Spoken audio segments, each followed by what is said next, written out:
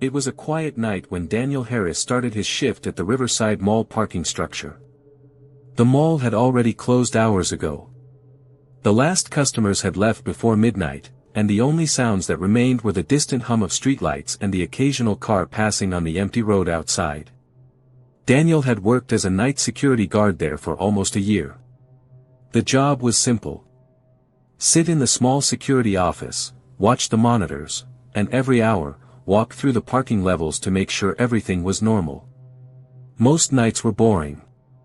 But the strange event started during a rainy Thursday night in October. At exactly 2:13 a.m., Daniel noticed something unusual on the security monitors.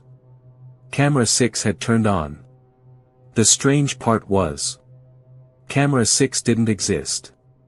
The parking garage only had 5 cameras. Daniel leaned closer to the monitor. The new camera feed showed the lowest level of the garage, level B3. But something about the angle looked wrong. Instead of pointing toward the parking spaces, the camera was aimed directly at a concrete wall. Daniel frowned. Maybe the system had glitched. He checked the camera list again. Camera 1. Camera 2. Camera 3. Camera 4. Camera 5. But at the bottom of the screen, a 6th camera feed was running. Camera 6. And the timestamp showed 2:13 a.m. Daniel stared at the screen for a moment. The image looked normal, except for one thing. There was movement in the reflection on the floor. Not near the camera. But somewhere behind it. Daniel rewound the recording. The reflection slowly moved across the wet concrete. As if someone was walking. But the camera itself showed no person.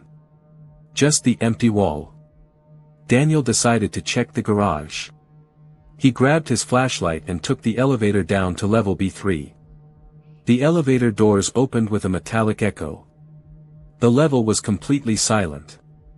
Rows of empty parking spaces stretched into darkness. Daniel walked slowly between the pillars, Daniel walked slowly between the pillars, shining his flashlight across the concrete. Nothing. No cars. No people. No movement. He eventually reached the far end of the level, the same wall that appeared on camera 6. But when he looked up, there was no camera there. Just a blank concrete surface. Daniel felt a strange chill. He returned to the security office and checked the monitor again. Camera 6 was still running. Still showing the same wall. But this time, something was different. There was a shadow in the corner of the frame. A tall shape standing just outside the camera's view. Daniel watched carefully. The shadow didn't move. It simply stood there. Perfectly still. Minutes passed. Then suddenly, the shadow shifted. It moved slightly closer to the wall. Daniel froze. Because the shadow had no visible body. It was just the outline. As if something invisible was standing there, blocking the light. Daniel immediately rewound the footage. But when the video played again, the shadow wasn't there anymore. Only the empty wall. Daniel checked the time. 2:17 a.m. 4 minutes had passed since the camera appeared. Then the monitor flickered. The camera 6 feed changed. Instead of the wall, the camera was now facing deeper into the parking level. And Daniel saw something that made his stomach drop. Someone was standing there. At the far end of the garage. A tall figure. Completely still. The distance made it impossible to see their face. But they were clearly looking directly at the camera. Daniel grabbed his radio. Security to maintenance, is anyone in level B3? Static answered him. No reply. He watched the monitor again. The figure had moved closer. But Daniel never saw it walk. Every time the camera flickered, the figure appeared a few feet closer. 2:19 a.m. The figure was halfway across the parking level. still staring directly into the camera. 2:20 a.m. The monitor glitched again. Now the figure was standing directly in front of the camera. So close that only its torso was visible. Daniel leaned toward the screen. And that's when the camera tilted upward slightly. As if someone had grabbed it. The image slowly revealed the figure's face. But where the face should have been, there was only darkness. No eyes. No mouth. Just a hollow black shape. The screen suddenly went black. Camera 6 disappeared. Daniel sat frozen in the chair. The system now showed only 5 cameras again. Camera 1. Camera 2. Camera 3. Camera 4. Camera 5. Nothing unusual. No extra feed. The next morning Daniel reported the incident. Maintenance checked the entire garage. They found no sign that a 6th camera had ever been installed. No wires. No mounting brackets. Nothing. But when the IT team reviewed the system logs, they found one strange entry. A camera feed had connected to the system at 2:13 a.m. and disconnected at 2:20 a.m. The device name listed in the system was simply Camera 6. No one ever explained where the signal came from. Daniel quit his job the following week. But some of the guards who still work the night shift say something strange still happens. Sometimes, very late at night. The monitor briefly shows a 6th camera feed. Only for a few seconds. And every time it appears, it shows the same empty wall in level B3. But if you watch closely, you might notice something moving in the reflection. Walking slowly toward the camera. It was the 3rd week of November when Jacob Miller started working the night shift at St. Augustine Medical Center. The hospital stood at the edge of the city, an old gray building that had been expanded many times over the years. During the day the place was full of doctors, nurses, and patients moving through the hallways. But after midnight, the hospital felt completely different. Most of the lights were turned off. Entire wings were empty. And the long corridors echoed with the distant hum of machines. Jacob worked at the security desk near the elevators. His job was simple.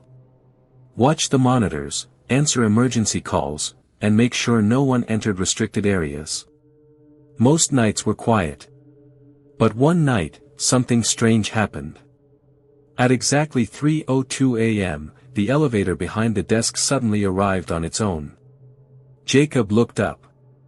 The doors opened slowly. No one stepped out. The elevator was empty. Jacob assumed someone on another floor had called it by mistake. He pressed the button to close the doors. But before they shut, he noticed something unusual. The control panel inside the elevator showed one button glowing. Floor 9. Jacob frowned. The hospital only had 8 floors. He checked the building directory on the wall. Floors 1 through 8. No floor 9. He brushed it off as a system glitch. But the next night the same thing happened again. 3:02 a.m. The elevator arrived by itself. The doors opened. And the floor 9 button was glowing again. This time Jacob stepped inside. He looked closely at the panel. There were only 8 physical buttons. But above them, there was a small blank metal plate. And for a brief moment, a glowing number appeared on that plate. Then it vanished. Jacob felt uneasy. He contacted the night maintenance supervisor and asked if the hospital had ever had a 9th floor. There was a long silence on the radio. Finally the supervisor answered quietly. Yes, but not anymore. Jacob asked what he meant. The supervisor explained that many years ago, the hospital had a 9th floor used for long-term psychiatric patients. But after a series of strange incidents and a fire, the entire floor had been permanently sealed. Elevator access was removed. The stairwell doors were welded shut. Officially, the floor no longer existed. Jacob laughed nervously. He assumed the story was just an old rumor meant to scare new employees. Until the next night. At 3:02 a.m., the elevator arrived again. But this time something was different. When the doors opened, there was someone inside. A man stood in the corner of the elevator. He was wearing a hospital gown. His head was tilted slightly downward. His face hidden in shadow. Jacob stepped closer.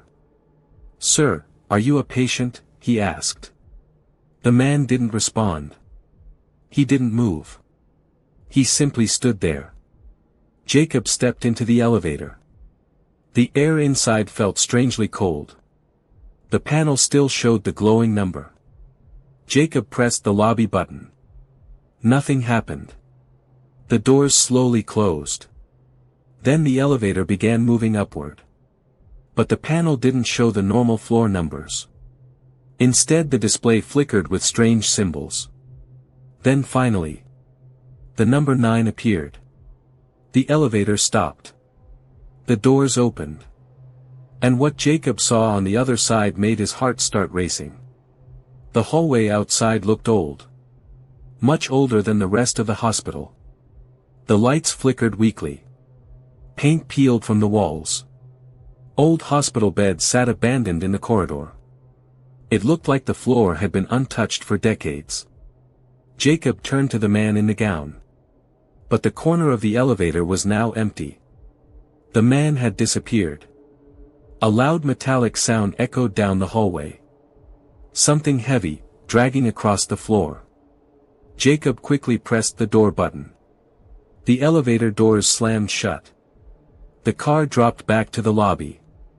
When Jacob stepped out, the elevator panel showed only 8 floors again. The glowing 9 was gone. The next morning he reported everything to management. They checked the security cameras. But the footage showed something strange. The elevator doors had opened at 3:02 a.m. Jacob stepped inside. But according to the video, he had been alone the entire time. There was no man in a hospital gown.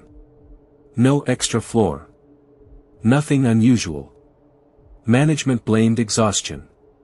But Jacob refused to work the night shift after that. And according to the guards who replaced him, the elevator still arrives by itself. Every night. At exactly 3:02 a.m. And sometimes, the panel briefly shows a number that isn't supposed to exist. Floor 9. Nathan Cole had always believed that the night shift was the easiest job in the world. No customers. No bosses watching. Just long empty hours and quiet roads. For almost 2 years, Nathan worked as the only night security guard at the Blackridge Industrial Complex. The place was enormous. Dozens of warehouses stood across several acres of land, connected by narrow service roads and surrounded by tall fences. During the day, trucks constantly arrived and left. Workers moved between buildings. Machines roared inside the warehouses. But after midnight, the complex felt completely abandoned. Every night Nathan followed the same routine. At 12:30 a.m., he would check the loading docks. At 1:00 a.m., he would drive past warehouse A and B. At 1:30 a.m., he would stop near warehouse C and write the nightly patrol report. Then he would repeat the route again. Nothing unusual ever happened. Until the night the radio started talking. It was a cold winter night in January. The sky was completely black, with thick clouds covering the moon. Nathan was slowly driving along the road between warehouse B and warehouse C when the radio suddenly crackled with loud static. The sound made him jump slightly. Normally the radio stayed silent unless the security office needed to contact him. Nathan grabbed the radio microphone. "Control, do you copy?" he asked. But no one answered. Only static filled the speaker. Nathan shrugged and placed the radio back in its holder. He assumed the signal had simply glitched. But a few seconds later, the radio turned on again by itself. The static slowly faded. And then a voice came through. "Turn around, now." Nathan's hands tightened on the steering wheel. The voice sounded distorted, like it was coming from a broken speaker. But something about it felt strangely familiar. Nathan immediately looked in the rearview mirror. The road behind him was empty. Just darkness stretching between the warehouses. No cars. No people. Nothing. He picked up the radio again. "Control, was that you?" Silence. No reply. Nathan continued driving, trying to ignore the uneasy feeling in his chest. A few minutes later he parked near Warehouse C to complete his patrol report. The entire area was quiet. The tall warehouse walls blocked most of the wind, leaving the night strangely still. Nathan stepped out of the vehicle and leaned against the hood while writing in his notebook. That's when the radio crackled again. This time the voice sounded clearer. "Stop the vehicle." Nathan froze. Because the voice sounded exactly like his own. The same tone. The same accent. The same way he spoke. Nathan slowly turned toward the radio inside the vehicle. "Who is this?" he asked nervously. But the radio went silent again. Nathan quickly contacted the security office. "Control, are you testing the radio system tonight?" he asked. The response came almost immediately. "Negative. You're the only one using that channel." Nathan felt a cold shiver run down his spine. He got back into the vehicle and started the engine. But before he could drive away, the headlights suddenly turned off. The entire road disappeared into darkness. Nathan tried the switch. Nothing happened. The lights wouldn't turn back on. And then the radio turned on again. This time the voice whispered very slowly. "Behind you." Nathan felt his heart start pounding. He looked into the rearview mirror. At first he saw nothing. Then the headlights suddenly switched on again. The bright beams illuminated the road behind the vehicle. And in that light, Nathan saw someone standing in the middle of the road.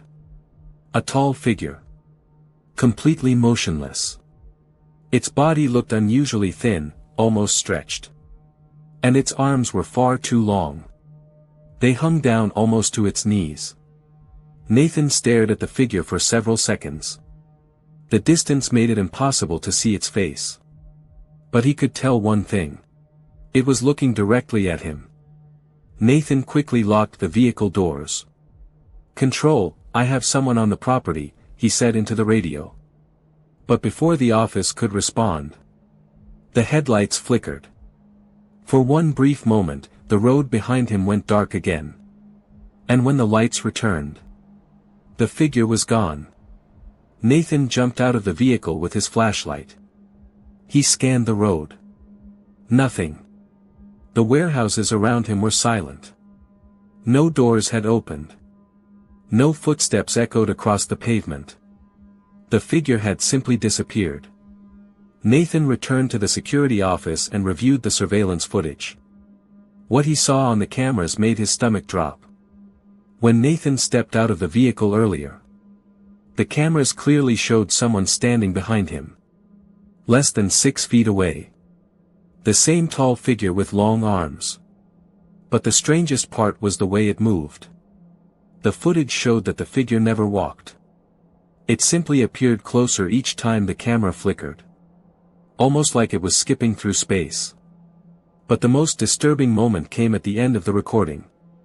Just before Nathan turned around, the figure leaned forward slightly. And the camera captured its face. But the face wasn't human. It looked like a dark empty hole. No eyes. No mouth. Just complete darkness where a face should have been. Nathan resigned from the job 2 days later. But the strange radio messages didn't stop.